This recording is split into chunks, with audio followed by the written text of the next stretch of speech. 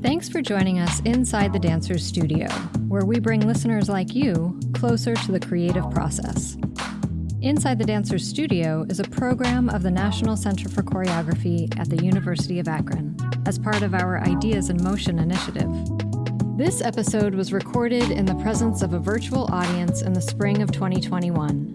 Today, we join Christy Bolingbroke, our Executive Artistic Director, in conversation with Bridgman and Myrna Packer, creative collaborators who are acclaimed for their innovative integration of choreography and video partnering.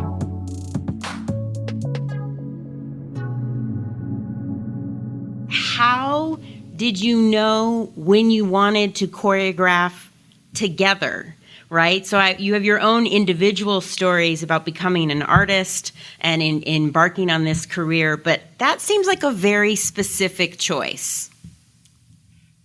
Yes, and it happened very early in our careers. We were both dancing with several small companies in New York City, and we met and pretty quickly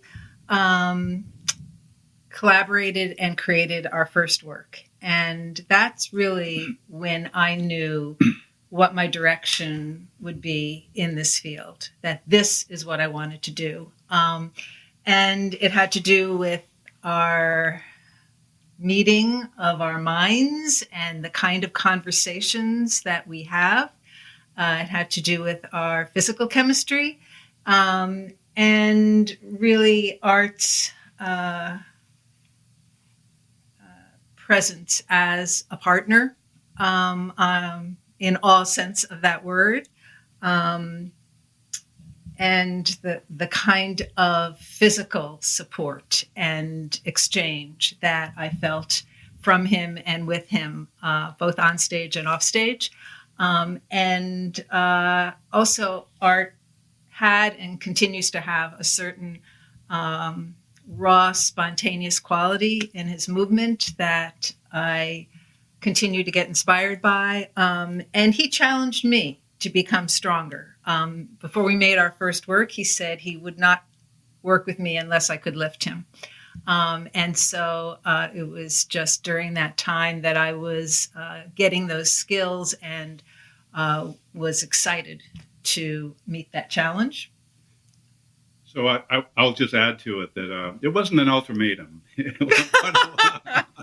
but it was something that I wanted to work toward and be able to find that we were equal on stage in many different aspects. And I come from more of an athletic background in my childhood, and got into dancing in college, and it just seemed to ignite many different aspects of my mind, my spirit, my body. Everything seemed to be kind of on fire in a way when I was dancing, and working with Myrna and getting to know her and in our earlier years in New York City was a great blessing, and it was pretty clear that we wanted to explore this together and find ways that Myrna coming more from an artistic and a dance background originally, and I was more of an athletic mover. We found our intersections, and we also found our challenges. And artistically, we're not on the same page all the time, and which I'm grateful for. It really is something which there are challenges, and yet there's also resolution. We find a synthesis, and we hope that the decisions between the two of us lead to something greater than our individual visions. Very cool.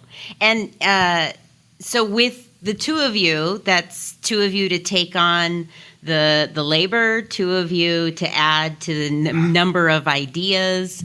I also love that I'm hearing this sort of yin and yang as far as you don't always need to be on the same page, that's actually what might make it richer. But where do you start? What inspires you or is sort of the beginning of an idea when you start a creative process? It does usually start with an idea, with a concept. Some subject is calling to us, and we do a lot of research in the process of creating work. So, for example, a few years ago, we made a piece about the process of remembering. It's called Remembering What Never Happened. And during that time, I was reading a book of essays by a wonderful author, Siri Hustvedt. And she talks about how every time you remember, you regroup from different parts of your brain to recreate that experience in your mind. Mm-hmm. And each time we do that, it's a different process. And that's why memories change over time. It's why two people who had the same experience often remember it differently.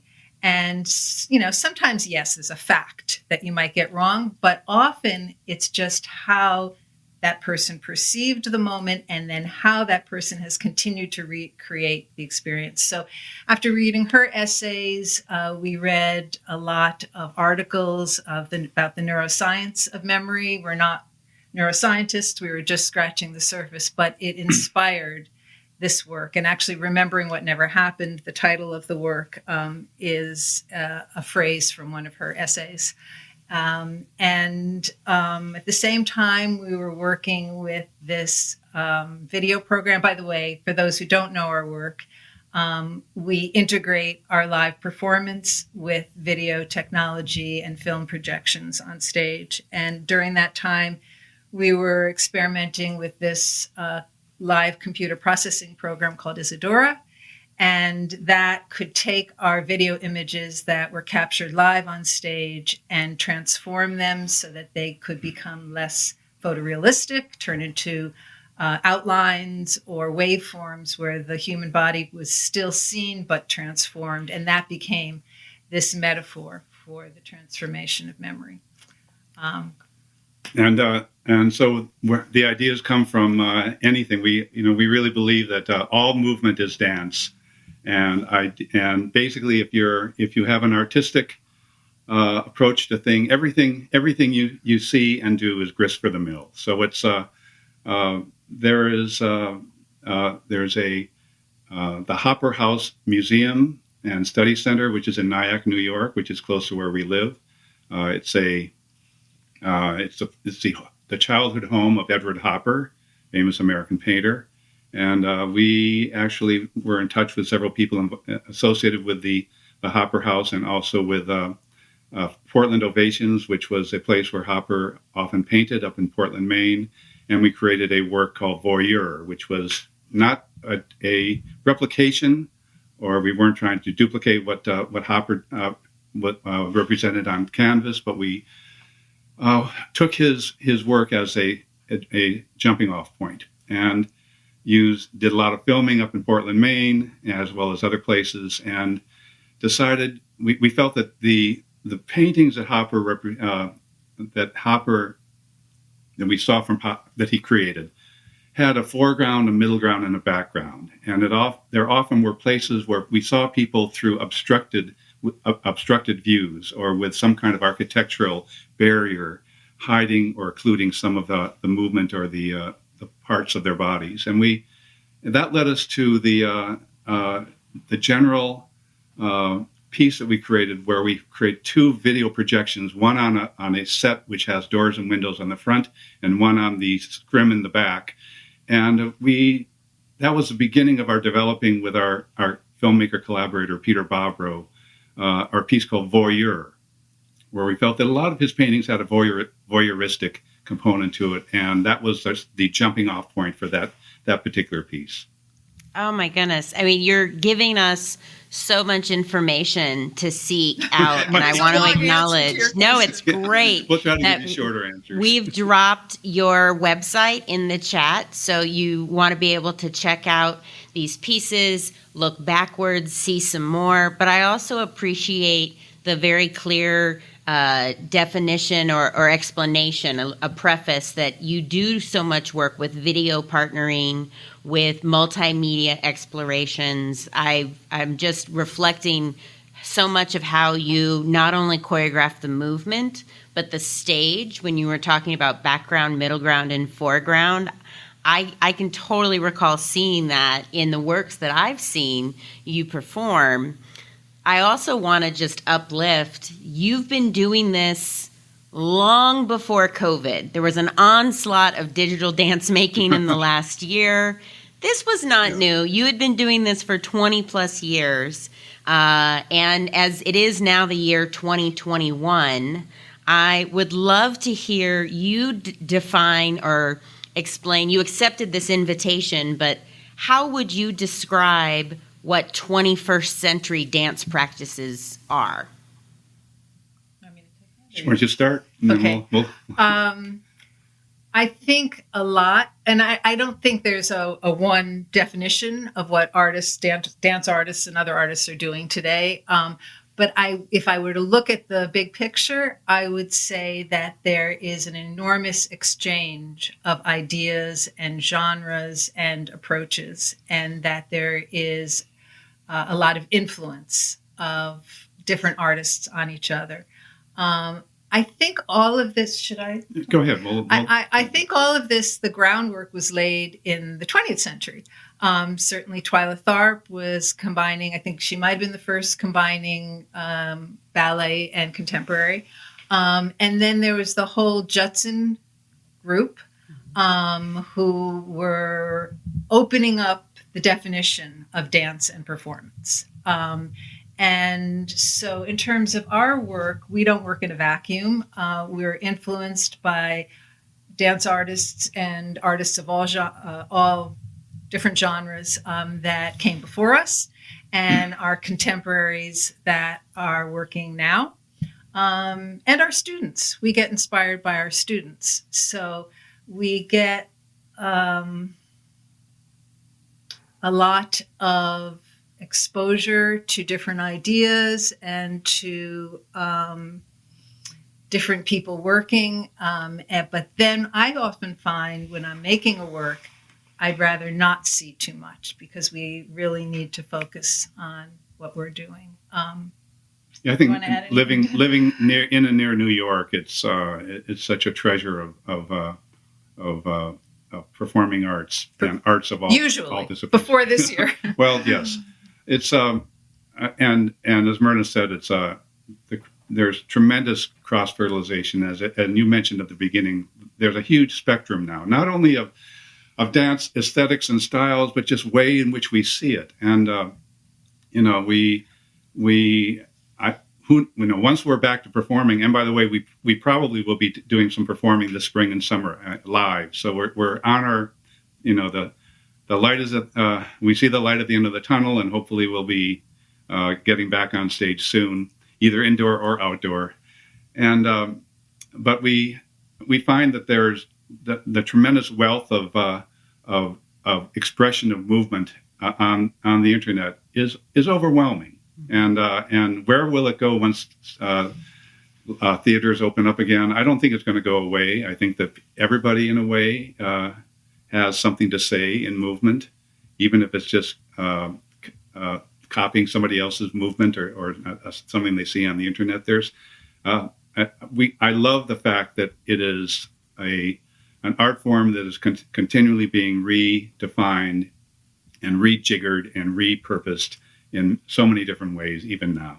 And that invitation to redefine, I think that speaks so much to a lot of our dance students today, right? Maybe they have been competition students.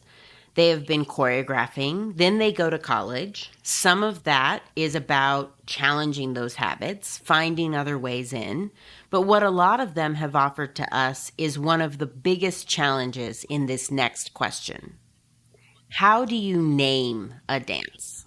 You've been working on something that's meant to be in a time-based medium, that language is often second.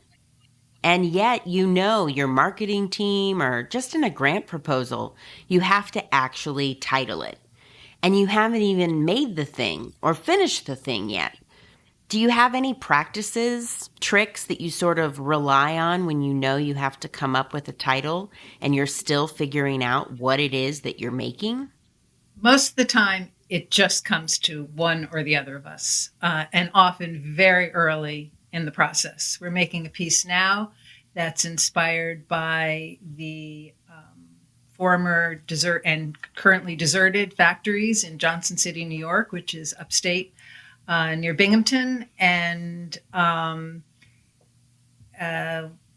the title Ghost Factory just immediately came as we were conceiving of this work that is inspired by these former factories and by the residents of Johnson City. We have a piece that we perform inside of a box truck, and the title Truck came to us, and that was it. Occasionally, we have to work at it. And I was talking about our piece, Remembering What Never Happened. We usually like short titles, and that one seemed like maybe it was too long, so we kept struggling with finding other ones. And then we said, no, that's the right title. So, anything to add?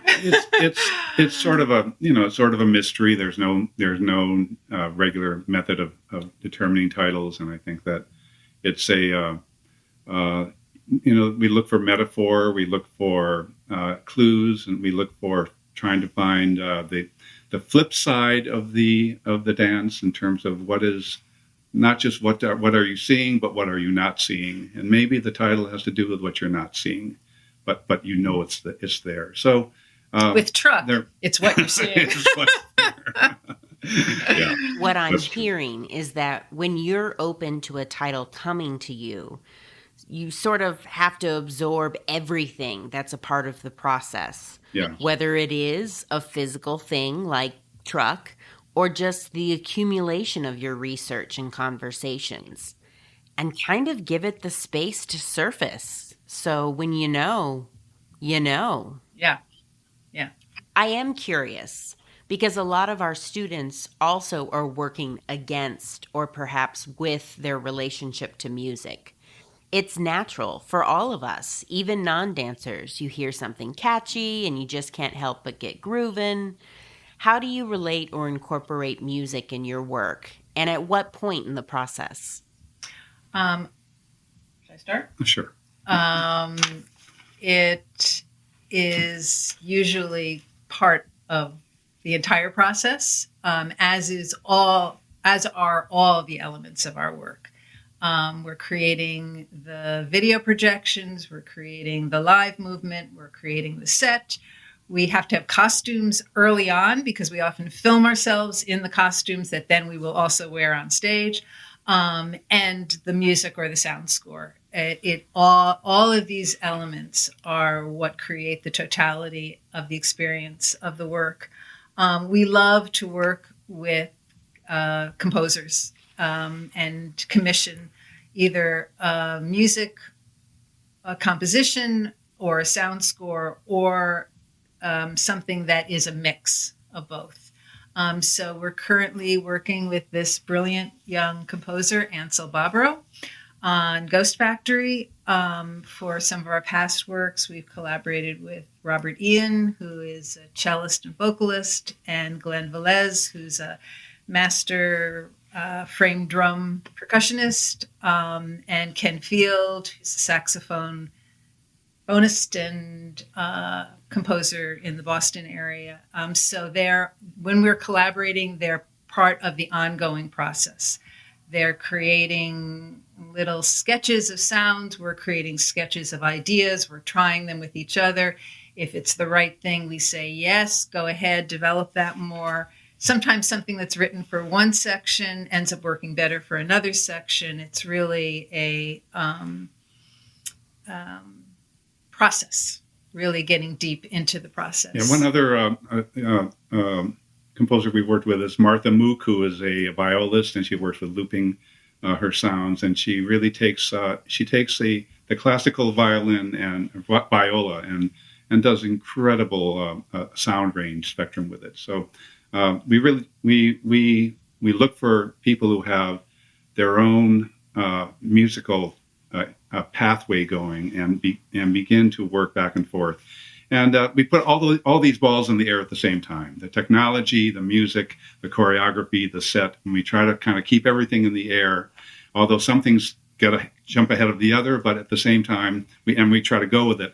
And sometimes people will create a piece of music that, for one section, but it doesn't work, and it ends up in another section of the choreography. So we mix and match and work hand in hand. I hear that so much, that it's not a linear process. So you really have to create space to work with it.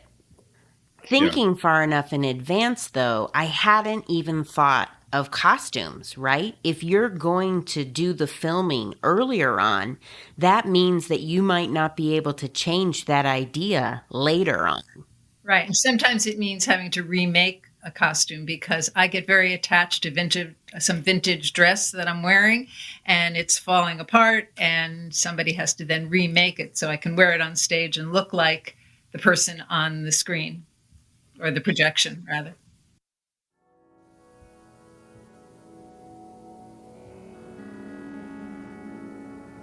I am curious, because it sounds like it's a very porous, nebulous process. What do you look for in a collaborator? You named a lot of collaborators that you've worked with, and obviously you have such a strong working relationship where you're not finishing each other's sentences, but have created space to be individuals that work together. What makes you add someone else into that mix? How do you know they're going to work? Right. Well, occasionally we will make an entire piece. We'll create the sound score, we'll do the filming, we'll do the editing, we'll do the choreography, we'll do the performing. But often we really value bringing other collaborators into our process. And we have a long-term collaboration with our lighting designer, Frank D'Andanto III, and a long-term collaboration with filmmaker Peter Bobrow. And they're both brilliant at what they do. Frank has been able to create the lighting on stage so it balances the light coming from the projections. So again, we're looking for something that is a melding of a one entity.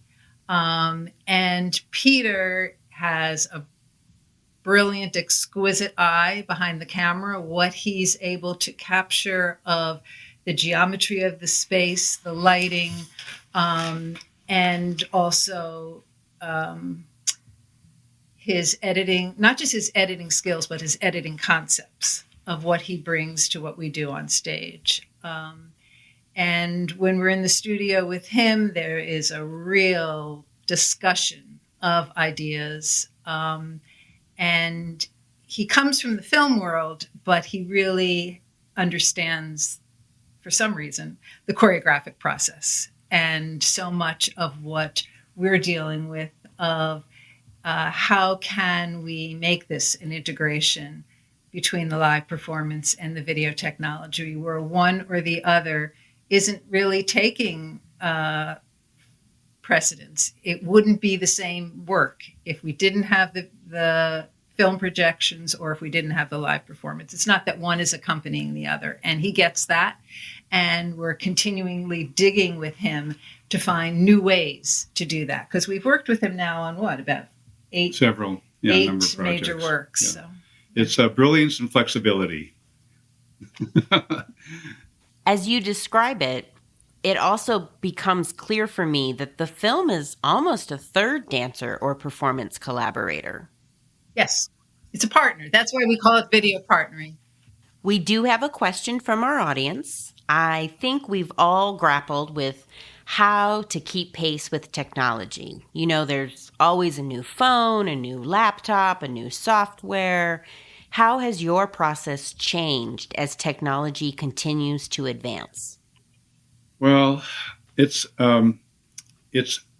we don't consider ourselves necessarily on the cutting edge of technology. I think that that's hard to be at the cutting edge of something and also really have content or something to say, because sometimes one thing would just take over the other. And in this case, we have evolved technologically over the past 20 years in terms of the software we use, the hardware we use, the things, the way we want to say it, the kind of sets that we like to project on, or projecting on our bodies, or the ways in which we are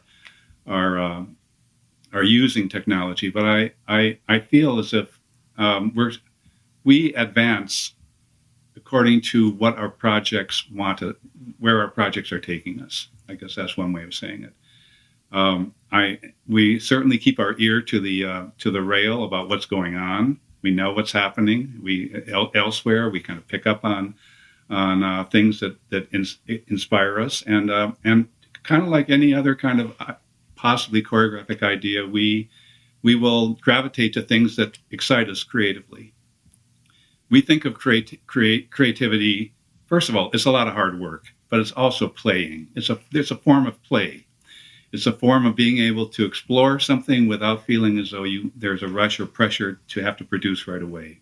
So our process, both in choreography and both in technology, is to play with things for a while. And then, for instance, we usually invent our own sets. We rarely buy something to use, but rather our sets are things that we've developed over time, working with the technology and the theme that we want to explore in that dance. Sometimes to wrap up your question, and then I'll hand it over to Myrna, is that we really go with it, but we don't force ourselves or push ourselves necessarily beyond where we are at the moment. We really use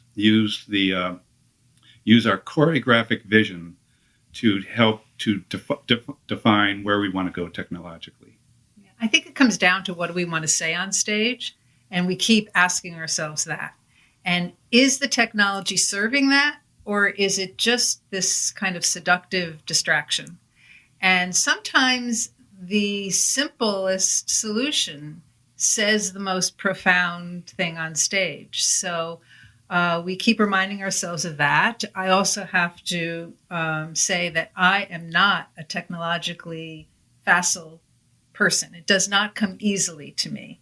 And so I'm very happy to have collaborators who can take that on so that I can focus on what can it help us say, and to really keep that artistry front and center.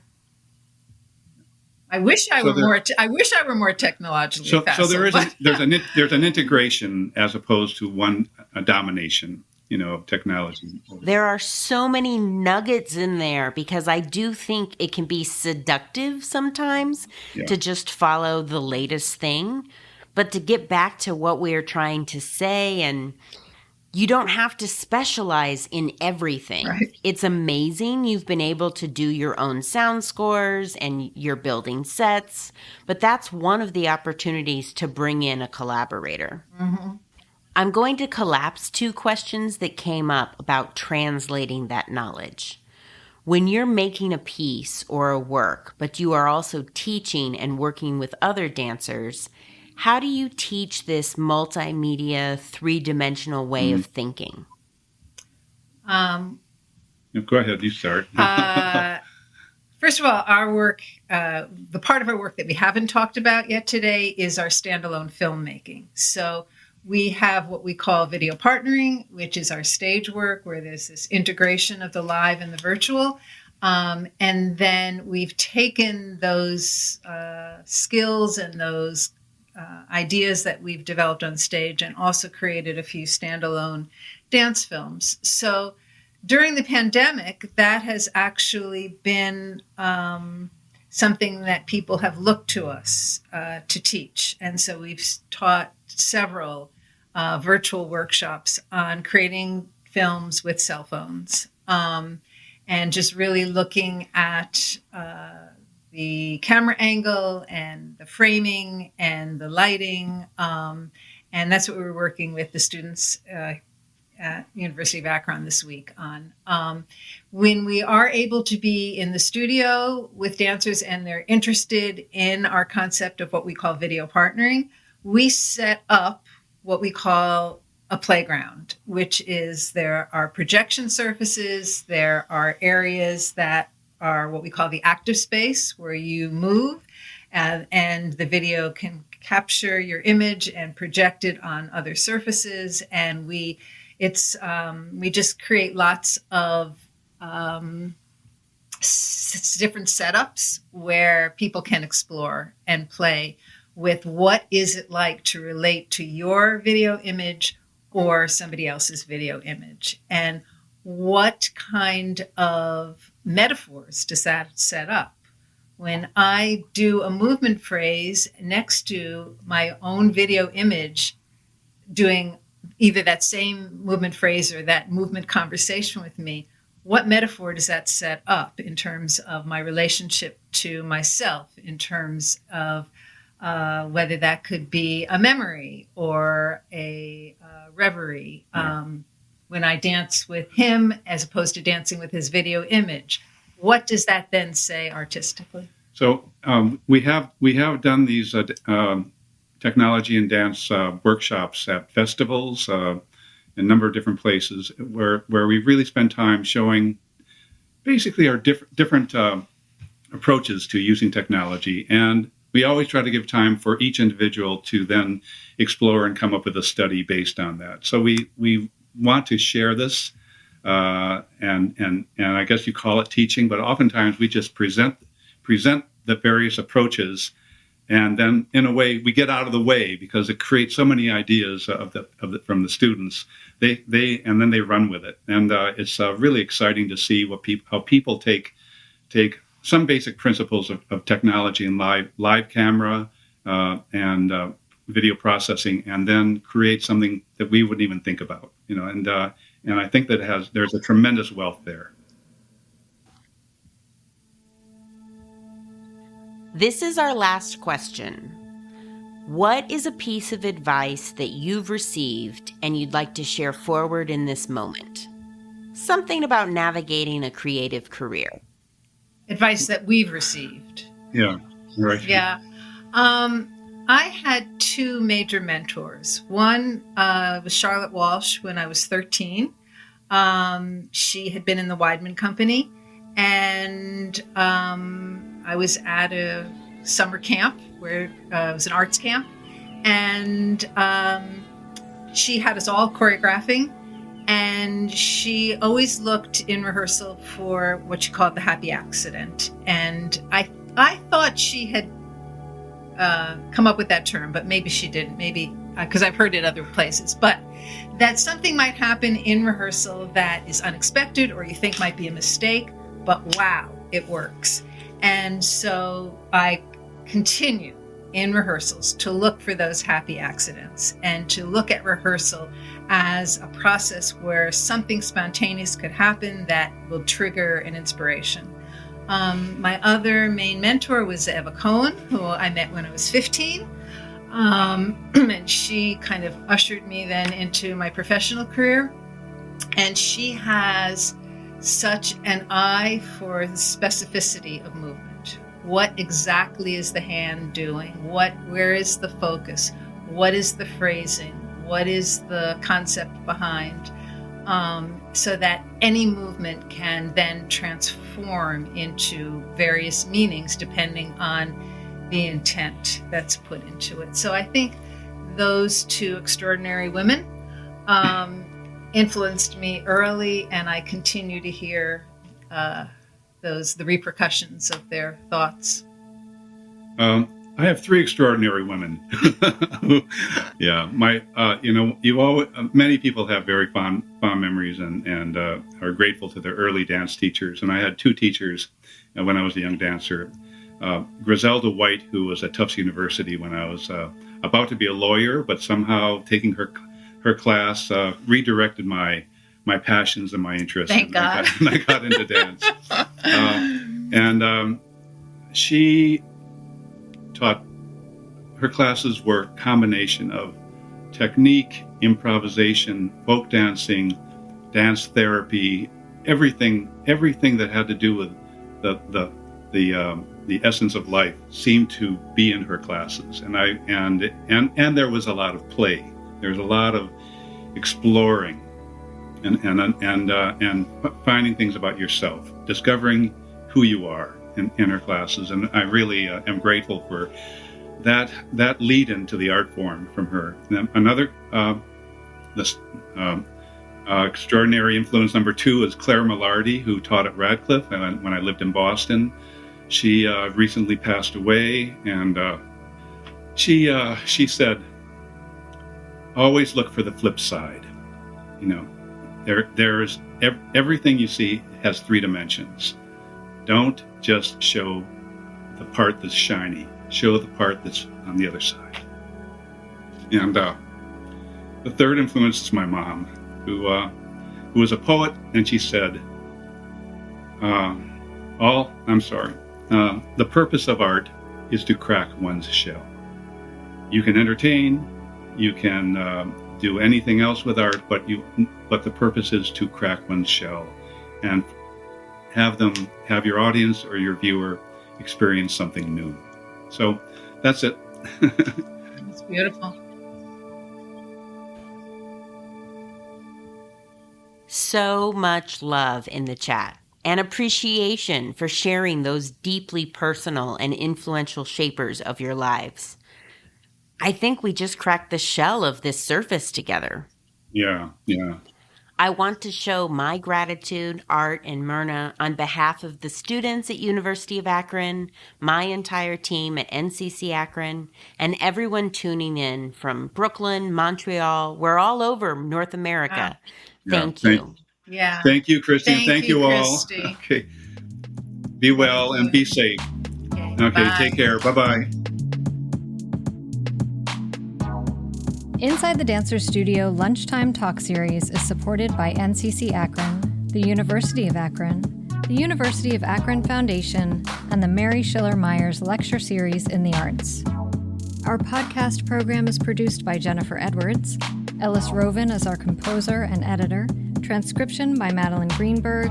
Theme music by Flaco Torres. Cover art by Micah Krause. And Julian Curett and Kat Wentz are our artist coordinators. We hope you enjoyed this episode, and we encourage you to subscribe on your favorite podcast streaming platform by searching Inside the Dancers Studio. Please share with your friends, and if you'd like to help get the word out, rate us. Leave a review on Apple Podcasts. Thank you for listening, and stay curious.